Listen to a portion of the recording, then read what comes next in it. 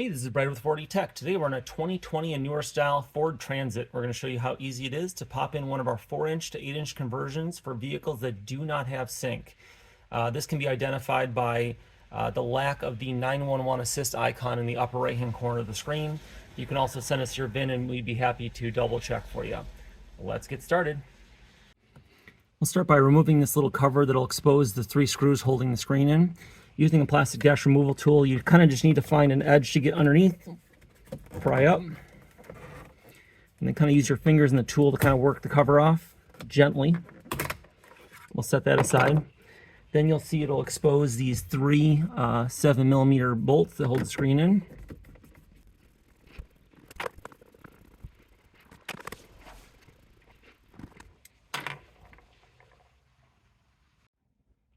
Now that we've unbolted the screen, we're going to go ahead and lift it up and off its studs. Then what we'll need to do is remove the 2 electrical connections that are connected from the vehicle to the screen. The first one's going to be this one here. There's a little tab at the top where my thumb is that you depress and then you can remove it. And then the screen cable has a little tab right here where my thumb is, and you'll need to depress that and then pull out. This can take a little bit of effort. They're pretty stiff. Gently try to depress the tab and wiggle it out at the same time. And then we can set the screen aside as it will no longer be used. Next, we'll remove the 2 7mm screws that are exposed.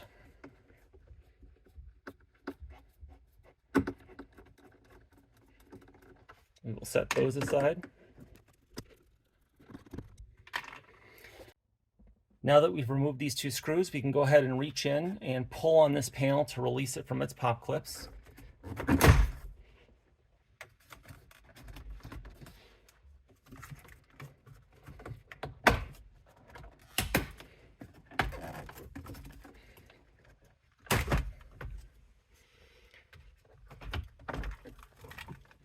Then we can disconnect the connectors on the back side that are connected to the climate control.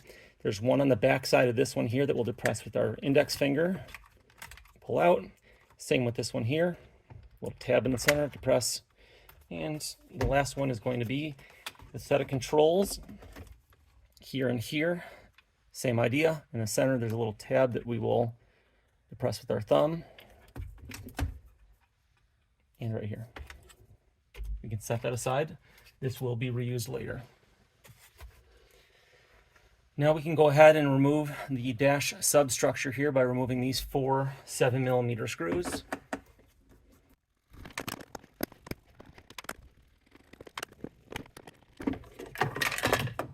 You can set this aside as it will be reused later. Then we're going to go ahead and disconnect all these connectors from the audio control module. This is the radio tuner. The center top here, there's a little tab where my index finger was that you can depress, pull out. This old screen cable will be removed, depressing the tab in the center, pulling out. The 2 USB cables, depress the tab and remove. The last is these antenna connections. These are a little stiff.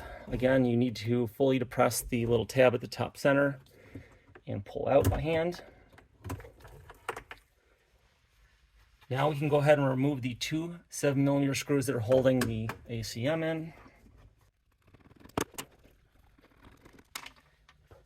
Now this will simply pull straight out, and this can be set aside and will not be reused again. And optionally, we can pull this clip out that holds the wiring harness, as it's just going to make things a little easier. Simply wiggle and pull straight out. Next, we're going to drop the glove box so that we can gain access to the location up underneath here where the new sync module will mount. You're going to open the glove box, remove any contents, and then what we need to do is depress the stop that's on either side inwards so the glove box will drop. This can take a considerable amount of force in some vehicles. So you want to pull over and down at the same time. And usually they'll just pop down like that. Now we have access to take a look up in there, and you'll see in the 2022 and 23, there's already a bracket up here. You'll see there's 3 studs that the new mounting bracket will bolt to with the sync module. In the older vehicles, there'll be a different bracket and just studs on the round bar. That is the only difference in the installation between the 20 to 21 and the 22 and newer vehicles. Next, we're going to gain access to the USB port location. We need to replace this with the included USB hub and run some wiring up here. First, we're going to remove this bottom panel using the plastic dash removal tool to get underneath the edge to get it started. Then you can pull it up by hand. Set that aside. Now we'll remove this simply by pulling on the bottom edge to release it. This will give us access to be able to remove this, this adapter plate and then the USB cable from the adapter plate. On the back side, there is a clip on either side that you can depress with your fingers.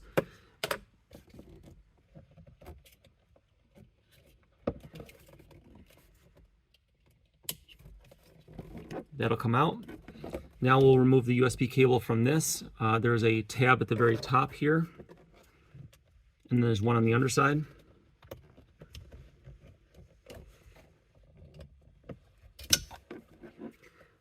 We can set that aside, and we can tuck this USB cable and we'll be run.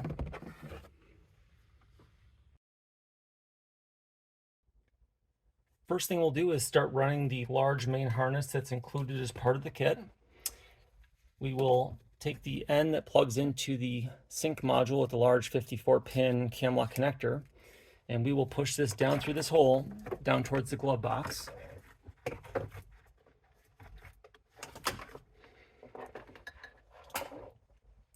We can then take the lead with the single 32-pin black plug here and leave that right around here. That'll plug into the new audio control module. You'll see another lead that has 2 similar connectors. Those we'll go ahead and lay up here as well.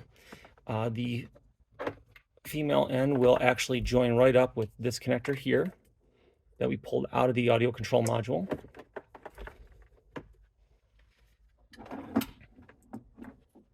We'll then take the lead with the 4-pin gray plug. We will route that through the radio hole up over towards the USB port location that we cleared out earlier. And I'm just pushing the cable into the dash with my right hand and reaching through the hole that we opened up earlier with my left to find it. And pulling that up through.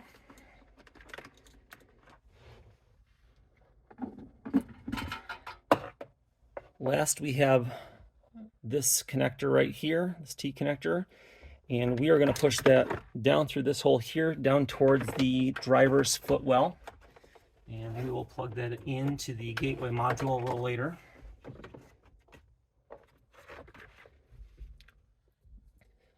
Next, we're going to run a couple of USB cables that are included as part of the kit.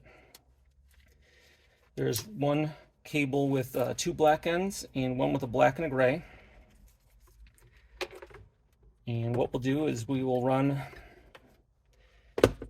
these 2 cables right here are going to plug right into that USB hub that we're going to be installing at that USB port location in the upper left hand corner of the dash. So these are going to follow this cable that we just ran. Same idea. Using my right hand to fish them into the dash, the left hand to find them up in the upper left hand corner.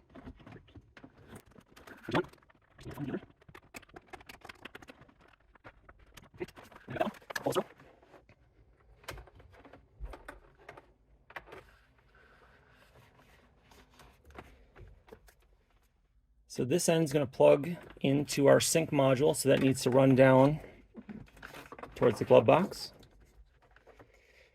This end is going to come with this little adapter, and that's going to plug into one of the old USB cables that we're plugging into the audio control module. They're still sitting here. There's a black one and a gray one. This is going to plug into the gray one. The black one stays abandoned.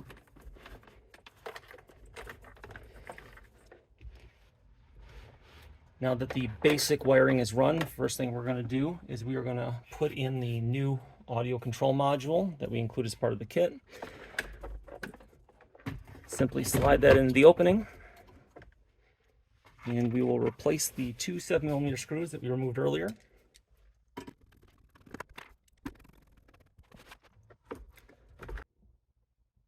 Now that we've bolted in the audio control module, we can start plugging things in. First is going to be this connector here that we teed in. This will plug into the right-hand connector on the audio control module. The single loose one that we brought up earlier can go in the left-hand side.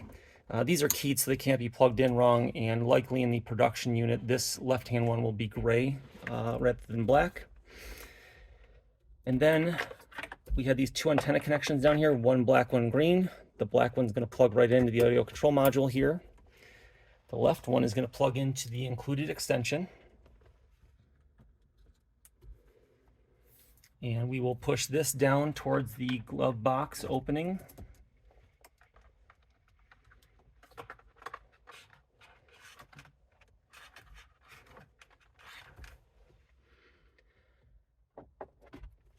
And then we're going to start tightening this wiring up and start making our connections at the other of our two ends.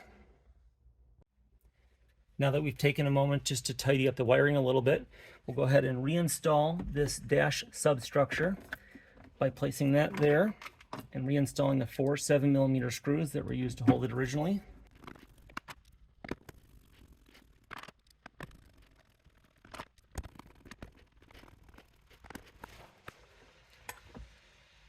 Now that that's done, we can go ahead and reinstall the trim panel with the heater controls. Simply remembering to plug in all the connectors that we removed earlier.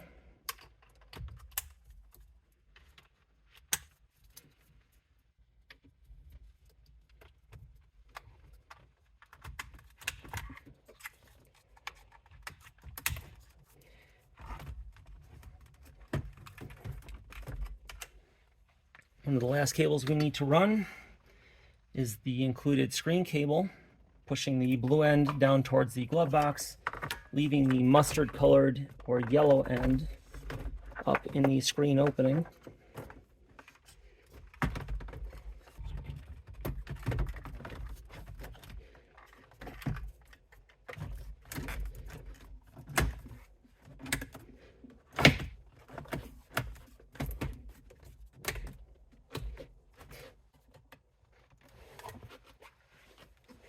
Now that that's in place, we can go ahead and reinstall the two screws here and here.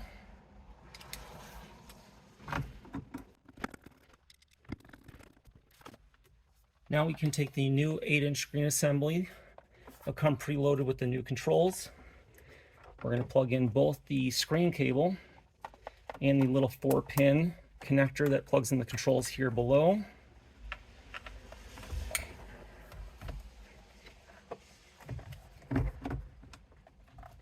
We'll set it in the opening and then slide it down so it locks into place.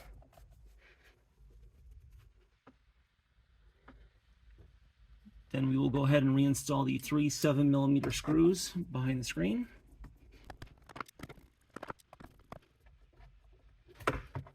And then we'll replace this little piece of trim behind the screen.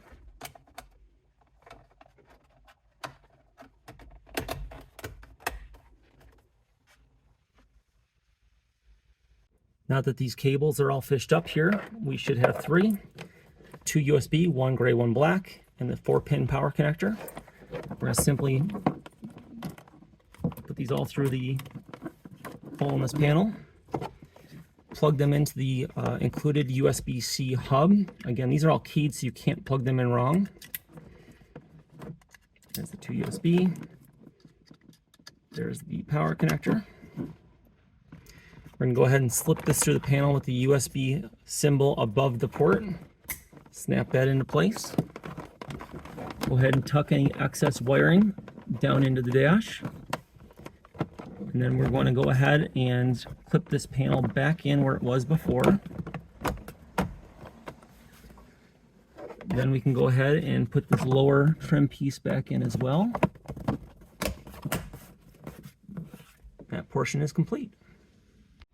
Now we'll go ahead and install the new sync module.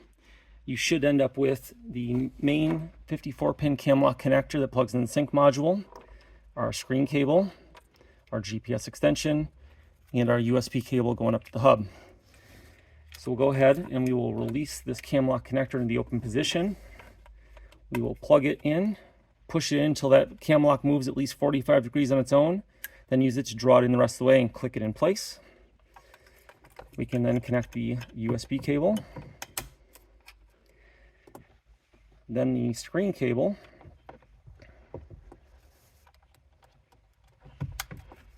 and last, the GPS extension.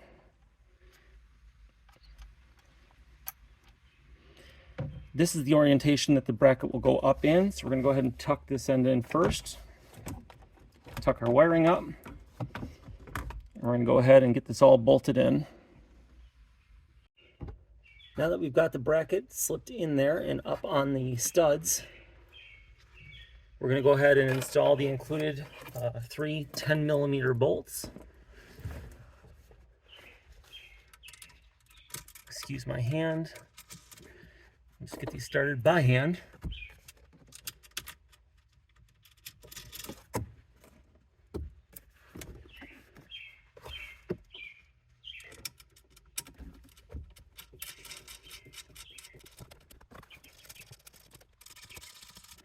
Use a 10mm driver to tighten them down.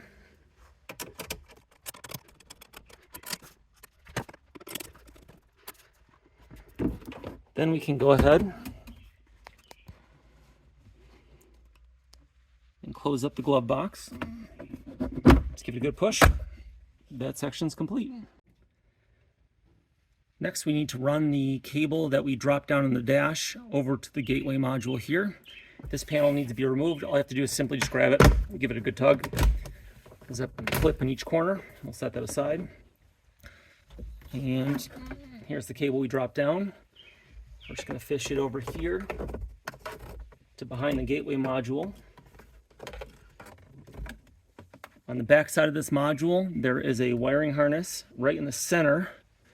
On the back side, there is a little clip that you'll depress with your index finger, and then you can pull out on the harness. It'll look just like this. So you'll depress on this little tab and pull it out to remove it. We're then going to place this T-harness right in line. So this is going to plug into the factory wiring. And then this end will plug right back into the gateway module here. Now that that's done, just make sure we tuck the wire out of the way. And we'll replace this panel. That section is complete. Next, we'll run the included flash programmer. We'll simply plug it into the diagnostic port under the dash. Wait for it to flash a bunch of different colors, and once it goes solid green, that means it's complete.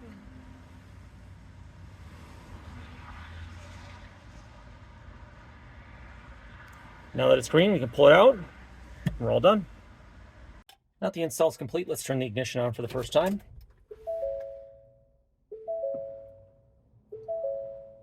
It might take a moment the very first time to get fully booted.